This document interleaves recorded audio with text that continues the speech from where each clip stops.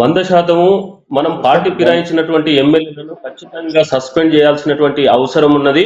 అవసరమైతే చట్టాలలో రాజ్యాంగం ప్రకారము సుప్రీంకోర్టు గైడ్ లైన్స్ ప్రకారము స్పీకర్ ఫార్మేట్ లో ఏ అవకాశం ఉన్నా కూడా ఆ యొక్క ఎమ్మెల్యేల పైన వేటు వేసి వారిని మళ్ళీ ఎన్నికలలో నిలబడకుండా వాళ్లకు ఎన్నికలలో అవకాశం ఇవ్వకుండా చేసేటటువంటి వెసులుబాటు ఏది ఉన్నా కూడా దాన్ని ఖచ్చితంగా అమలు చేయాల్సినటువంటి అవసరం ఉంది. ఎందుకంటే ప్రజలు వారి అభిప్రాయాన్ని భారతదేశంలో పార్టీల పరంగా ప్రజాప్రతినిధులను ఎన్నుకునేటటువంటి సిద్ధాంతం ఉంది. ఇక్కడ మనకున్నటువంటి ఎన్నికల నియమావళి, మనకున్నటువంటి రాజ్యాంగం చెప్తున్నది కూడా అదే. మరి ఈరోజు ప్రజల అభిప్రాయాన్ని గౌరవించకుండా ఒక పార్టీలో పోటీ చేసి ఒక పార్టీ గుర్తుపైన గెలిచి మరొక పార్టీలోకి మారడం అనేది ఆ యొక్క ప్రజలను వంచడమే కదా. ఈరోజు దానం నాగేందర్ అయినా కడియం శ్రీయర్ అయినా ఎవరైనా కూడా అక్కడి ప్రజలను మన రాజ్యాంగాన్ని మన ఎన్నికల నియమావళిని ఉల్లంఘించడమే కదా.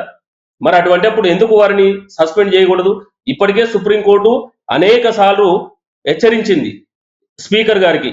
మరి అటువంటి అప్పుడు ఇంకా తాత్సారం చేయడం, ఇంకా నిర్ణయాలను వాయిదా వేయడం అనేదాన్ని ఎన్నోసార్లు సుప్రీంకోర్టు తన పద్ధతిలో మాట్లాడడం జరిగింది.